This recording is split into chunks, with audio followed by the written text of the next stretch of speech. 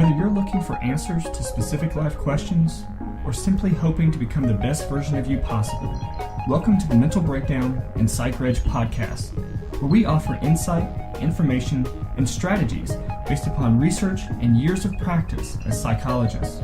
So sit back, have a listen, and get connected with our hosts, Dr. Berney and Dr. Richard Marshall. Welcome back. Today we're going to talk about some of the causes of anxiety disorders. Always tricky business. Anytime we talk about causes, I always feel like we have to hesitate. I know what it does. It creates anxiety. It does create anxiety. No, we're talking about the causes of anxiety, and you're right. It's always with a little trepidation that we wander into the cause woods. Right, because it's, if we knew absolutely what causes anything, then we should be able to prevent it. Right. And we spoke yesterday about how anxiety disorder is the most prevalent disorder. I mean, 30% of the population. So if we really knew the cause, then we'd be able to prevent it. But so we're not going to propose the idea that we know why everybody has anxiety. I was just running down the list of DSM. You take all the DSM-5 diagnoses. I don't care which one you pick. You'd have to have the same discussion when it comes to cause. Because there are so many people who have, for example, ADHD. It can't be a single cause. Right. And it doesn't matter whether we're talking about anxiety, depression, substance abuse. Right. There's never really a single cause. Right. So the most we can do is talk about factors associated with.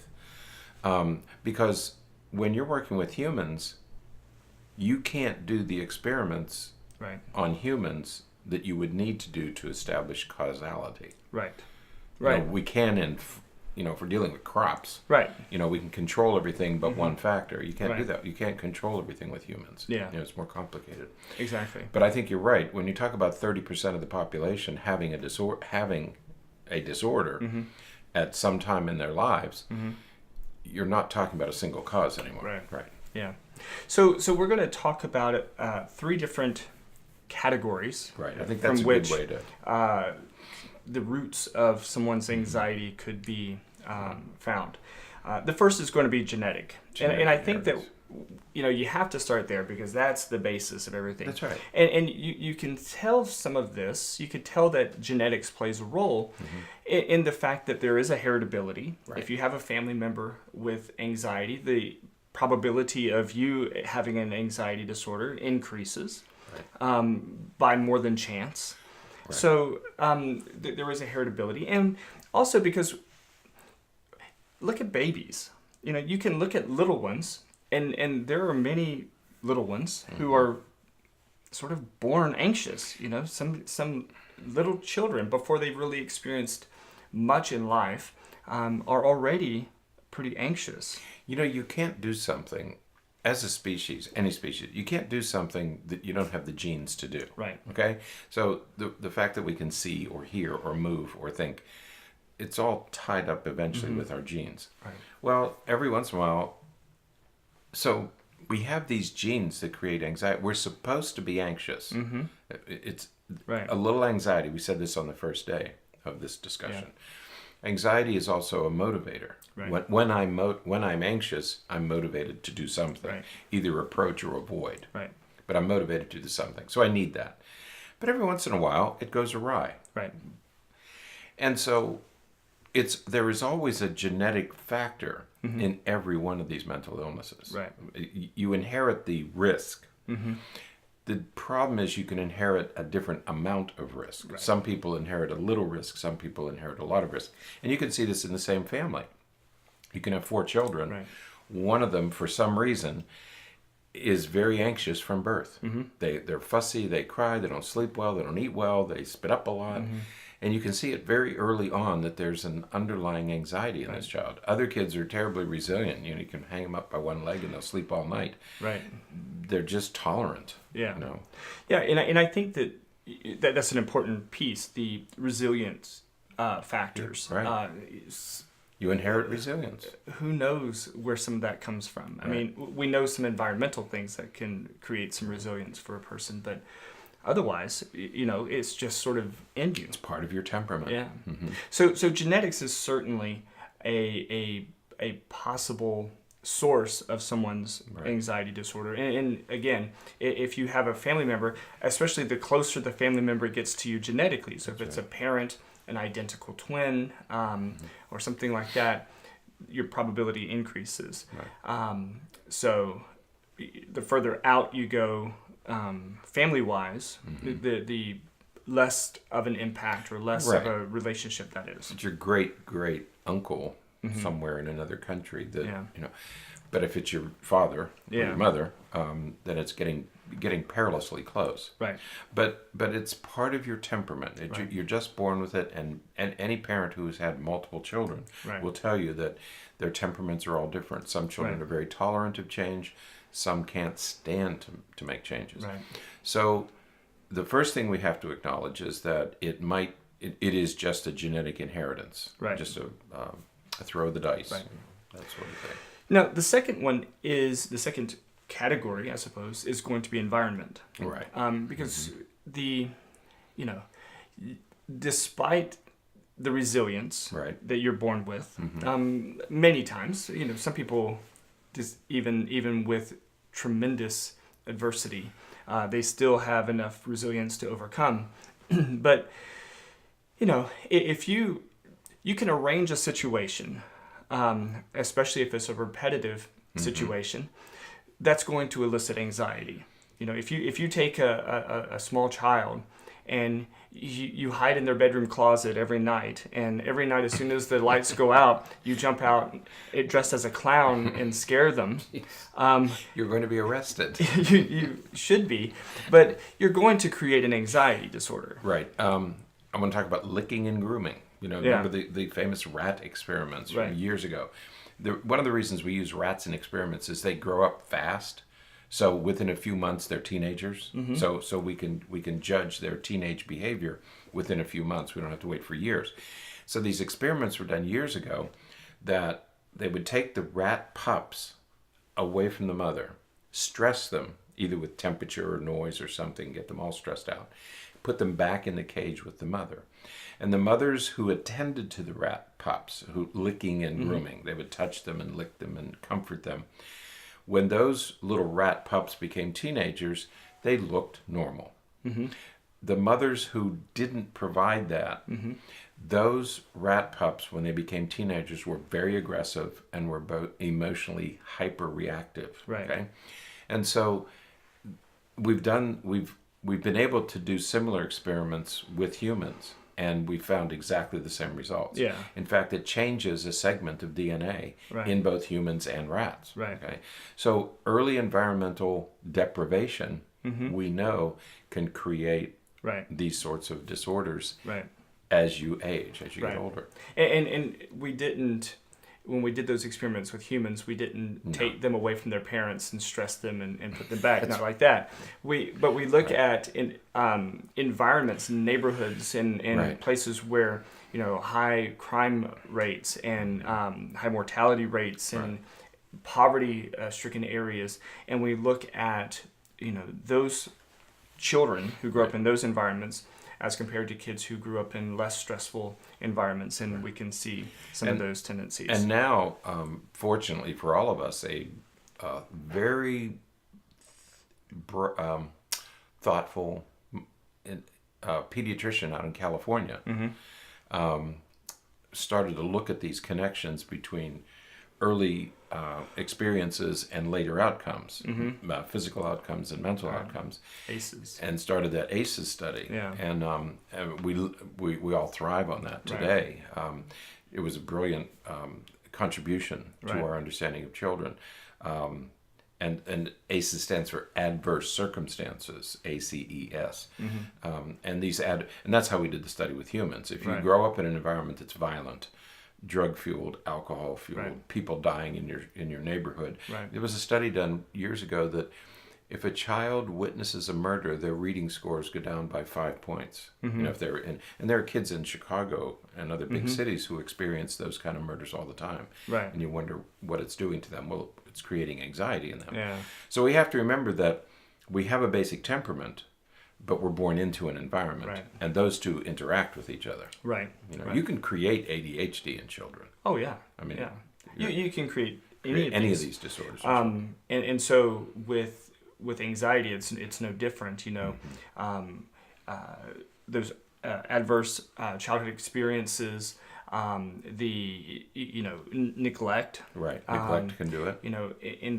Emotional abandonment. Right. Feelings of shame or imposed feelings of shame. All of these things can create anxiety in a person who may not otherwise have experienced anxiety. That's right.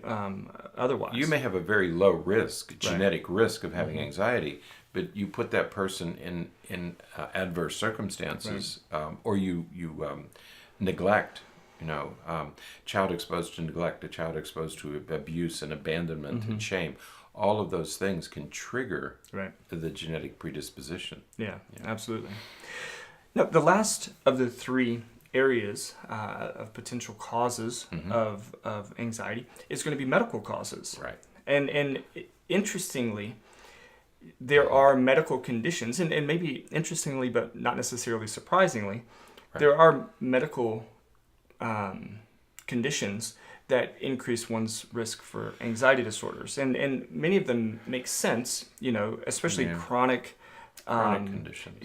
Terminal conditions oftentimes, especially if they're terminal conditions with a significant deterioration over time, it can cause anxiety, either in the person, that's the medical cause, and sometimes in caregivers, and that's the environmental cause. And that's so there, again, is that bit of a relationship. Good point.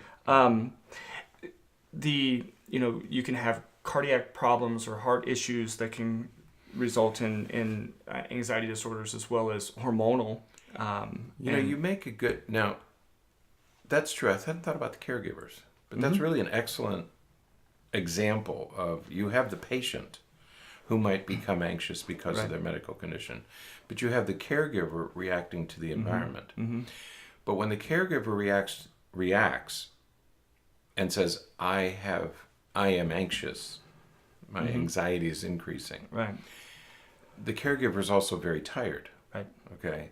So are you going to go into that? Are we mislabeling these things? Well, I think that, and I wasn't thinking about that kind of anxiety. I was thinking about the anxiety of, this is a loved one that's going to be passing from an illness. Now, what if I have that illness, or what if I have that predisposition for it, or what if I get sick, and that kind of anxiety, as opposed to the stress of coping with and managing a caregiver. I think that those may. What does the caregiver suffer from? Right. Stress, or anxiety. I guess it could be either, depending on. Yeah. But that's the complication of talking about anxiety, is that if the caregiver, we say the caregiver is stressed. Right. Certainly stressed. Does the caregiver have anxiety? Right. And that would. Are you developing an anxiety disorder? I think that's the first question. Right. Probably not. Right. Well, yeah, it depends on. It'll depend on how far that goes. Yeah. That's right. Because it could just be stress. If it leads to impairment. Yeah. Then maybe you are talking about a person could develop a disorder. Right. But more likely it's the stress of caregiving. Right. Which is the biological response. I'm tired. Okay. And then we would call it chronic stress when it's over a period of time. Yeah. So we had that discussion on Monday, the difference between stress, anxiety, and anxiety disorders. And so, yeah, but that is where it gets complicated. And on Saturday when we talk about treatment, this is where it's going to be really important, because what treatment do you give for stress versus anxiety disorders? And there's another issue. When we talk about the medical, we're really not talking about the medical causes of anxiety. We're talking about the medical risk factors that are associated, that could be associated with anxiety. Right. And so if you have a person with some digestion, like irritable bowel. And I don't pretend to know much about colitis versus, ulcerative colitis versus irritable bowel versus what these other digestive problems. But I understand it's a painful experience. Right. Okay. So does irritable bowel syndrome precede anxiety? Does it make you anxious because of the chronic pain, the chronic discomfort, the chronic,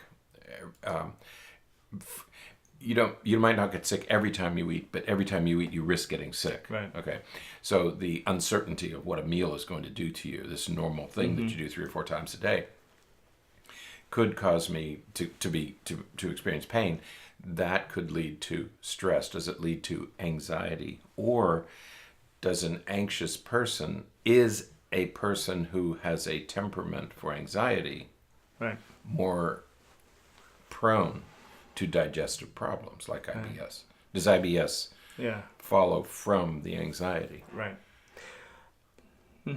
Chicken or the egg? I think. Is it a chicken? I think it's a bit of a chicken or the egg, to some extent. We see a lot of people with chronic pain. Right. And my first line of treatment for people in those kinds of situations is to treat the stress first. Reduce the stress. Reduce stress first, because most of the time, I think, I have a patient, for example, who has gastritis, and the physicians have tried different things. So that would be a mild form of a digestive problem, right? I mean, compared to IBS or colitis, she gets pretty distressed. It would get to the point where she was, she would vomit regularly. So it was pretty serious.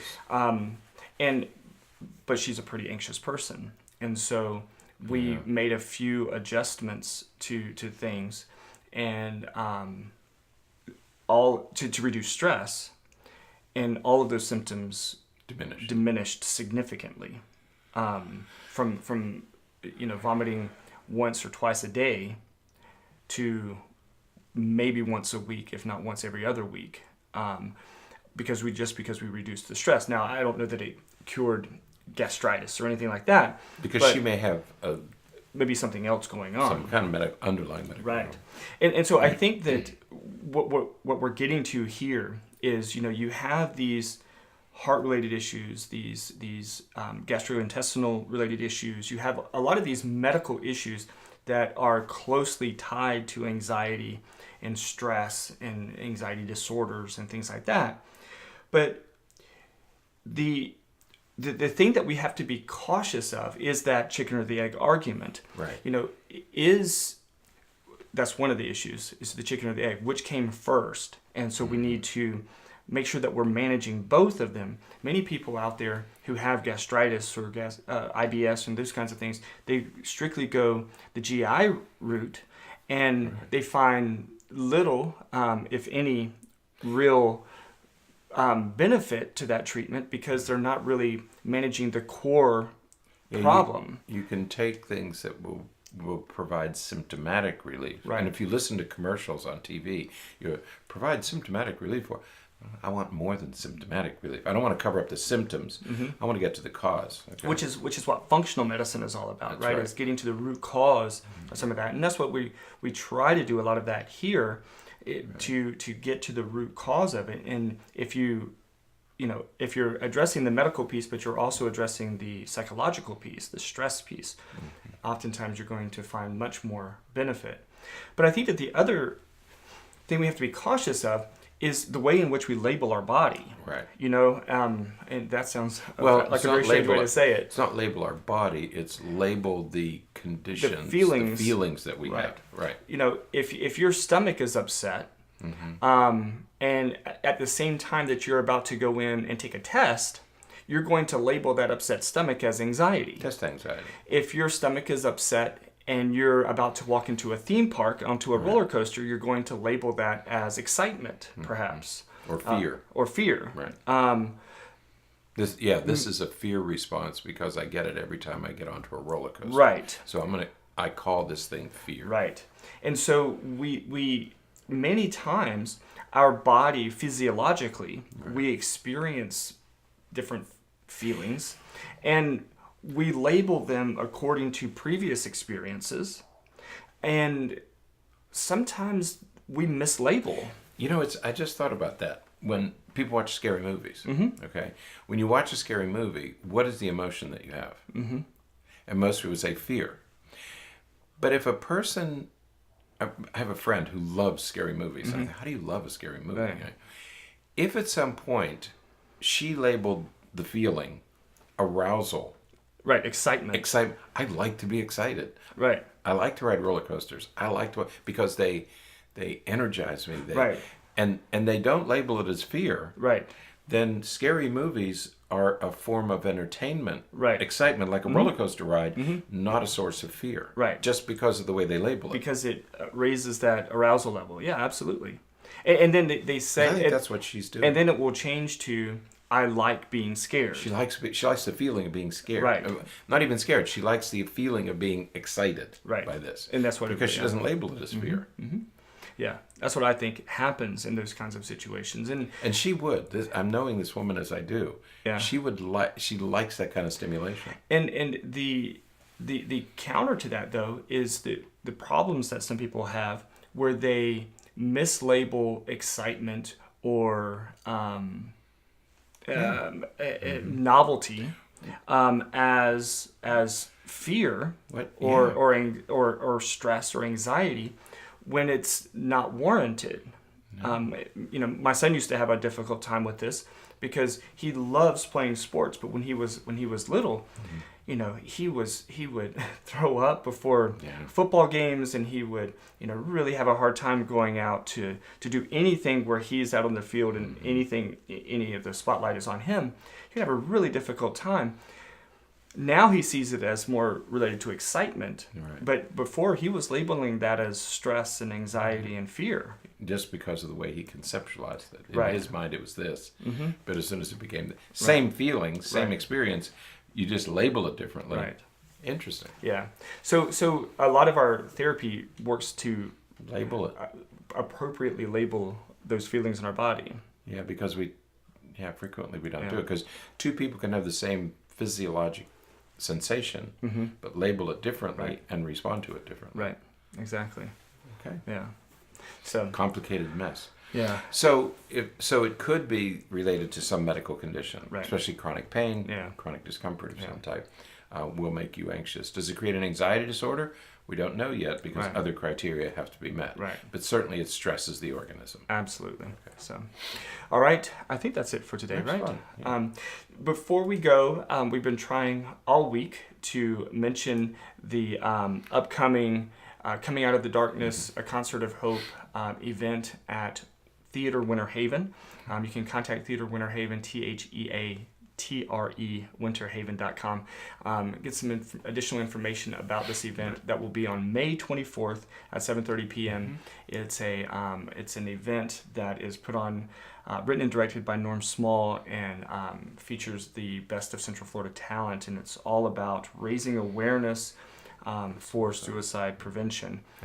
All the proceeds go to a local community mental health facility, as well as the American Foundation for Suicide Prevention. So When does 13 Reasons come on again? The 18th? Yeah, later this month. So today's the 15th. So in a couple of days, 13 Reasons, the popular show, last year's, I want to say hit, but it was much talked about show about suicide in teenagers, will have its second season this year. It starts May 18th, so kids, if you have teenage children, preteens, they may be ready for that and maybe ready to talk about it. Right. So. Yeah. This season looks to take a little bit of a twist, so it'll be interesting to see what happens with this. And I think it's the 18th that it comes out. That'd be this coming Friday. 14th or 18th. So, all right. Well, that is it for today. Until next time, stay happy, stay healthy, and forget to be afraid. Thanks for sharing this episode of the Mental Breakdown and Psychreg podcast. Be sure to check out the show notes for links to follow us on Twitter and subscribe to our YouTube channel, where you will find all of our previous podcasts and much more. We would be honored if you would become a patron through patreon.com, where any donation you can manage will go to the development and creation of more content. Just visit patreon.com/thementalbreakdown for more information.